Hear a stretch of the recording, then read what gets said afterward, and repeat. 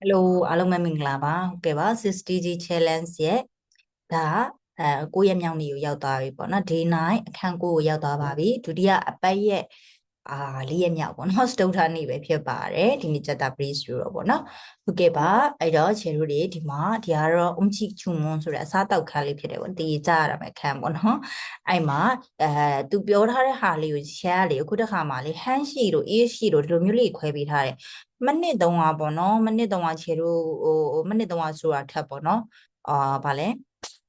ဲမေတင်ယိုအဟောင်းတင်ယိုအဟောင်းမှာကြတော့ဒီလိုမျိုးလေးတွေခွဲခြားပြီးတော့ပေးတယ်ပေါ့နော်ပြီးတော့လို့ရှိရင်မေးတဲ့အခါမှာလဲခြေတို့တွေဒီစကလုံးတွေဒီကဘီဘင်ဘတ်တို့ခင်ချီကြီးကဒွန်းချန်ကြီးကဘူဘူကီကိုပေးထားပြီးတော့မှအဲ့ဒါငါဘယ်စားတောက်လဲဆိုပြီးတော့ဆက်ဆက်မှုရှိတဲ့စကားကိုပြန်ရွေးခိုင်းတဲ့အခါကြီးမှာလဲမေးသွားတာတွေ့ရတယ်ပေါ့နော်ဒါကြောင့်ရှယ်ဒီမှာလဲပဲသူမေခွန်းလေးသူပေးထားတဲ့အတိုင်းလေးကိုဒီမှာဟန်ရှိတို့အေးရှိတို့ဂျုံရှိတို့နည်းနည်းလေးခွဲထားပါတယ်ဘုံရှိတို့ယာရှိတို့ပေါ့နော်နည်းနည်းခွဲထားပါတယ်နော်အဲ့တော့အတိုင်းလေးလိုက်ပြီးဖြည့်ကြည့်ပါဘာပဲပြောပေါ့နော်တကယ်လို့ပါခဲ့သည်ရှိတော့လ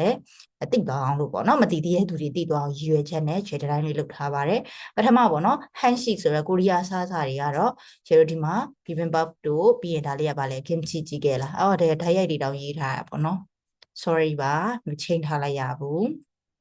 ဟုတ်ပြီလွယ်သွားရပါတော့အဲ့ဒါပြီးတော့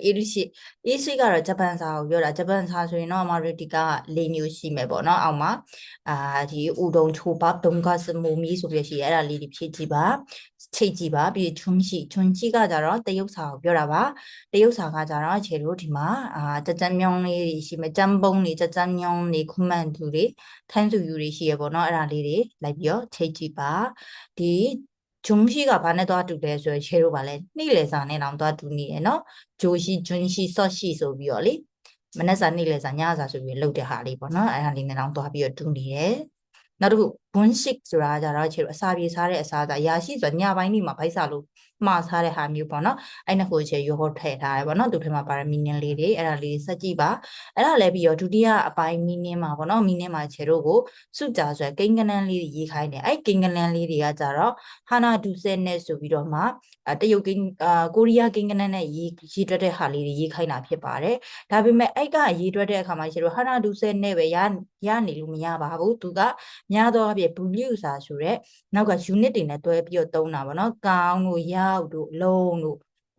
အစီးတို့စသဖြင့်ပေါ့နော်ဒီလိုမျိုးအရေးအတွက်လေးတွေနဲ့တွားပြီးတော့တွဲသုံးနေဆိုရင်များသောအားဖြင့်အကုန်လုံးတော့မဟုတ်ဘူးเนาะရေးအတွက်တာတွေအကုန်လုံးတော့မဟုတ်ဘူးကျတော့အခန်းနံပါတ်တွေဆိုမပါဘူးပေါ့နော်ဖုန်းနံပါတ်တွေမပါဘူးဘတ်စကားနံပါတ်တွေဆိုရင်လည်းမပါဘူးလေအဲ့ဒါတွေじゃ easy ဆန်ဆန်နဲ့ရေးအတွက်တာပေါ့နော်အဲ့တော့တော်တော်များများ unit တွေအဲ့ unit တွေနဲ့သုံးတဲ့အခါမှာကျတော့သူရေးထားတဲ့ဟာနာဒူဆဲနဲ့သုံးလို့မရတော့ဘူးအဲ့ကြစကားလုံးလေးကိုပြောင်းပေးရတယ်နောက်က unit ကတ်မယ်ဆိုရင်ပေါ့နော်အဲ့ဒါလေးတွေကို share တို့ဒီထဲကနေရွေးထုတ်ပေးရမှာဘယ်ဥစ္စာလေးတွေက unit ကဲ့ရင်ပြောင်းသွားတယ်လဲပေါ့နော်အဲ့ဒါကမှဒီမှာbox လေးတွေပေးထားတယ်အဲ့ box လေးတွေထဲမှာကျတို့ကချစ်ပြီးတော့အမှန်အောက်မှာပြန်ရေးရမှာပေါ့နော်အရေးအတွက်တစ်ခုဒုံမုံနှစ်ခုစသဖြင့်ရေးအတွက်ရတွင်အများသောအားဖြင့်ကိုရီးယားကိန်းကနန်းပြည်ရေးအတွက်ပါသည်တို့ရတွင်ထိုကိန်းကနန်းနောက်မှာ unit လိုက်တဲ့အခါပြောင်းလဲသုံးရတဲ့ကိန်းများရှိရဲ့ဒီတိုင်းပဲအမြင်နဲ့အတိုင်းသုံးရတာမဟုတ်ဘဲနဲ့ပေါ့နော်ဒီအာဟာနာဒူဆက်အတိုင်းပဲနောက်ကနေပြီးတော့unit ကလိုက်ရတာမဟုတ်ဘဲနဲ့ပြောင်းသုံးရတဲ့ဟာလေးရှိရဲ့အဲ့ကိန်းကနန်းအဲ့ကိန်းကနန်းนี่ကိန်းတွေကဖဲကိန်းတွေလဲဒီထက်က10ခုတွေကပေါ့နော်ဘယ်လိုသုံးရတာလဲအောက်မှာရေးပြပေးပါတဲ့ဆိုတော့ဟာနာဆိုရင်ဥပမာ hand လို့သုံးရတယ်လေ hand ကဲ2ကဲ10ကဲလို့သုံးရတယ် hand လို့ပြောင်းပေးရမှာပေါ့နော်ဒါလေးကိုမိထားတာပါအဲ့ပြီးတော့လို့ရှိရင်အောက်မှာကြတော့ဘူလျူစာလေးတွေပေါ့နော်ခြေတို့ဗာလဲunit လေးတွေဒါဆိုရင်ဘယ်လို unit တက်မလားဒါဆိုဘယ်လို unit လဲဆိုတဲ့ဟာမျိုးစာအုပ်တွေဆိုရင်တုံးနှုတ်လို့ပြောရမလားဒါဆိုရင်ထမင်းတစ်လုံးနှလုံးဒါဆိုရင်နွားတွေဆိုတစ်ကောင်နှစ်ကောင်ပေါ့နော်အဲ့ဒါလေးတွေကိုအောက်မှာလိုက်ပြီးတော့ချိတ်ပေးရမှာအဲ့ဒါပြီးတော့ဒီမှာလေးတွေလည်းရှိတယ်တစ်ပင်လေးဆိုဘယ်လိုပြောလဲမုံညင်ထုတ်လေးဆိုဘယ်လိုပြောလဲပေါ့နော်ပလင်းလေးချွေပလင်းလေးဆိုဘယ်လိုပြောလဲပြီးရင်ဒီမှာဘောပင်လေးတွေရှိမယ်ပြီးရင်ဒီဟာကားလေးတွေရောပေါ့နော်ဖျဲသီးလေးရောရှိမယ်ပြီးရင်အိမ်လေးတိုက်ခန်းနေပေါ့နော်ဒါအဖတ်ထွတ်တွေပေါ့နော်ပြီးရေခဲချက်ဒါပန်းစည်းတွေပန်းပွင့်တွေပေါ့နော်ဒါတွေရောဘယ်လိုရေတွက်လဲဆိုတော့လိုက်ပြီးရေးပေးရမှာဖြစ်ပါတယ်အဲ့ဒါလည်းပြီးတော့ဒီချေတို့ဟန်ကူကင်းနဲ့ရှိစားဒါကတော့အစားတောက်ခန်းပေါ့နော်အစားတောက်ခန်းဖြစ်တဲ့အတွက်ကြောင့်ကိုရီးယားလူမျိုးတွေရဲ့အစားတောက်ပုံစံတွေပေါ့နော်စားတောက်ခြင်းတွေကိုသူကပြပြမှာဖြစ်ပါတယ်ဘယ်လိုတွေစားတောက်ကြတာလဲဘာတွေကိုအဓိကထားပြီးစားတာလဲဆိုရဲစားပိုက်ဖြစ်ပါတယ်အဲ့တော့သူကဘယ်နှပိုက်ပါလဲဆိုတော့၄ပိုက်ပါတယ်ပေါ့နော်အဲ့တော့အဲ့၄ပိုက်ကိုချဲနဲ့အတူတူလိုက်ပြီးလေ့လာမယ်ပေါ့နော်ပထမဦးဆုံး 한국 사람들은 코리아 요리가 주로 야도앞에 밥, 국, 반찬으로 구성된 식사를 합니다. 야도앞에 담배, 흰이, 예행, ဖြစ်ပေါ့နော်နဲ့ကုဆောင်းတွန်းဆိုတာဖွဲ့စည်းတိဆောက်ထားတဲ့အစားအသောက်တွေကိုစားပါတယ်바보 한국 사람들의 주식으로 사로 짓습니다 타밍하러 코리아 요리의 어디가 아사 아떡 앞이 사로 짓습니다ဆိုတာစံနဲ့ချက်ပြုတ်ပါတယ်그거 국물이 있는 음식으로ဟင်းရီဆိုတာကတော့ဟင်းအရည်တွေပေါ့နော်ပါတယ်ရှိတဲ့အစားအစာဖြစ်ပြီးတော့မှဘာတွေရှိလဲဆိုရင်단장구 소래 뺑이비 히 이나 피피 미역국 등 다양한 종류가 있습니다. 미역국 예니 히 사다피 묘묘도 다 묘사리 시바래 반찬은 반찬류 뼈매 소이너래 김치나 나무가 같이 밥에 걸들어 먹는 음식으로 서로 김치 심에 예행အနေနဲ့ kimchi တွေရှိမယ်ပြီးတော့နာမှုတဲ့ဟင်းသီးဟင်းရွက်လေးတွေပေါ့နော်အရွက်လေးတွေနဲ့လှုပ်ထားတဲ့အဲ့ဒါကဲ့သို့တော့ပေါ့နော်ဒီလိုမျိုးကဲ့သို့ဖန်ချန်လေးတွေကိုဘယ်လိုလုပ်လဲဘာပဲခေါ်တယ်လို့ဆိုတော့ထမင်းပေါ်မှာအတူတူရောပြီးတော့ပေါ့နော်ထမင်းနဲ့အတူတူရောလုံးပြီးတော့စားတဲ့အစားအသောက်တွေရှိမယ်တဲ့함께 식사하는 사람들 간에အတူတူစားတောက်နေတဲ့လူတွေရဲ့ခြားမှာလည်းပဲနာနူရောမော်နုံကိုရှိ evangelica တဲ့ခွဲဝေစားတောက်တာအရာကတော့တဲ့ပုံမှန်ပဲဖြစ်ပါတယ်ပေါ့နော်အဲ့ဒါဘာပြောရလဲဆိုရင်ဘန်းချမ်းကကြတော့တဦးတယောက်ချင်းစီထမင်းလုံးလေလို့တယောက်တစ်ပတ်ကနေမဟုတ်ဘူးပေါ့နော်ဒီဘန်းချမ်းလေးကအလဲမှာထားမယ်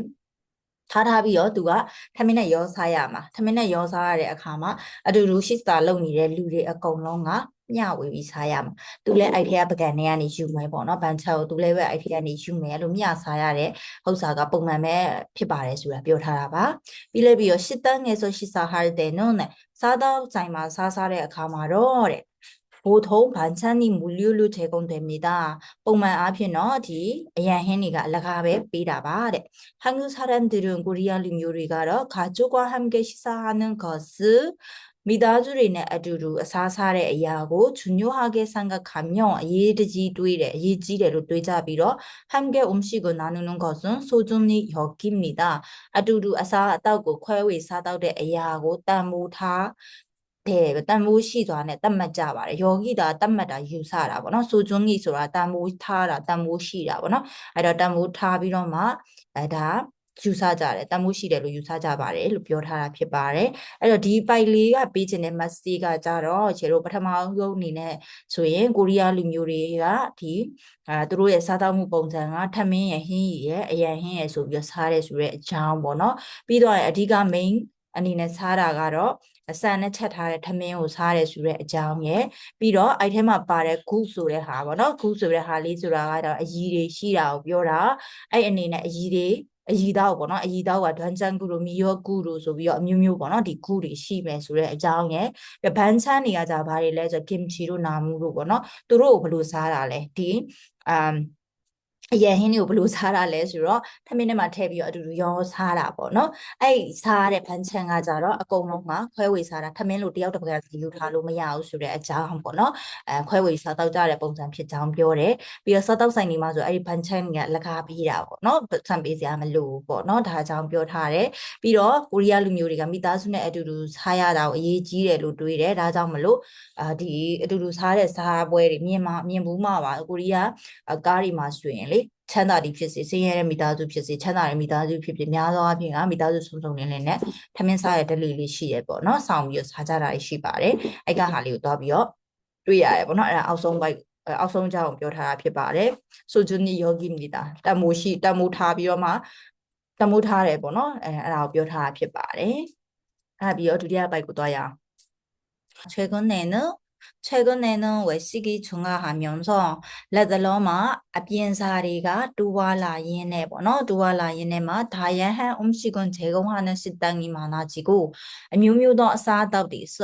메뉴를 쏘나라 보너 디루묘 쏘나래 사다우 사이니가 레 뿜야비알라바레 편의를 위해 따담따다 15 အတွက် 키오스크를 이용하여 키오스크스의 애플리케이션을 펴바래 이 애플리케이션이고 အသုံးပြုပြီးတော့မှ 음식은 주문하는 가게가 늘어나고 있습니다. 아사다우마나인의 사인이가 레 လည်းပဲတိုးဝါလာပါတယ်လို့ပြောထားပါတယ်ဒီဒုတိယအပိုက်လေးကဘာလို့ဆိုလို့ချင်တာလဲဆိုရင်အခုလက်တလောမှာလူတွေကအိမ်မှာတိတ်မချတော့ဘူးပေါ့နော်အပြင်မှာသွားစားကြတာတွေများတယ်အဲ့လိုမျိုးစားလို့ရတဲ့စားတာတွေတိုးလာတယ်ပေါ့နော်တိုးလာတော့အခါကျတော့စားတောက်ဆိုင်တော်တော်များများကလည်း menu စုံစုံလင်းလင်းနဲ့ဒါရောင်းချလာတာတွေ့ရတယ်ပြီးတော့လို့ရှိရင်ဒီရောင်းချစားသုံးတဲ့သူတွေကိုဒီတတောင့်တတာဖြစ်ဖို့အတွက်ပေါ့နော်သူတို့တွေမှားနေရရင်စောင့်နေရမယ်လေအဲ့လိုစောင့်ဆိုင်မှုမရှိဘဲနဲ့ကိုယ့်အကိုရွေးချယ်ပြီးတော့မှ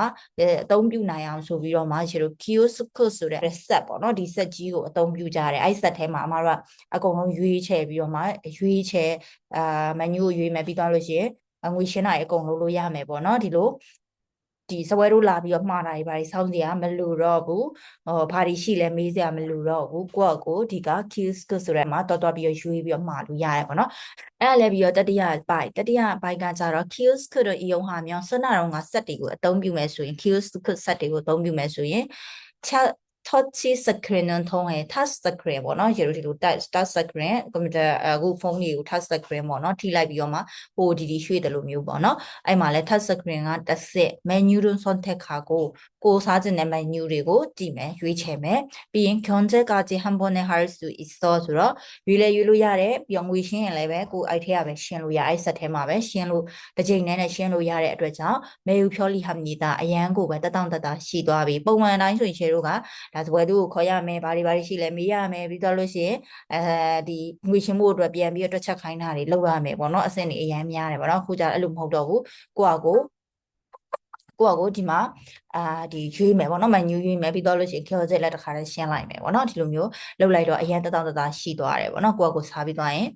ပြန်ရုံပဲပေါ့နော်ဒီလိုမျိုးလေးရှိပါတယ်တဲ့အဲ့တော့ kiosk တို့ 이용하는 방법이 간단합니다ဆိုပြီးတော့ဒီအဲ့ကဒီစက်ကလေးအသုံးပြုတဲ့နီးပေါ့နော်ဒီအသုံးပြုတဲ့နီးလန်းကတော့ခန္ဓာနာမနေတာလွယ်ကူပါတယ်ဆိုပြီးတော့ပြောထားပါတယ်ဘယ်လိုမျိုးလေးလုပ်ရမလဲဆိုရင်ဝါနာနဲ့မန်နူကွာခဲစု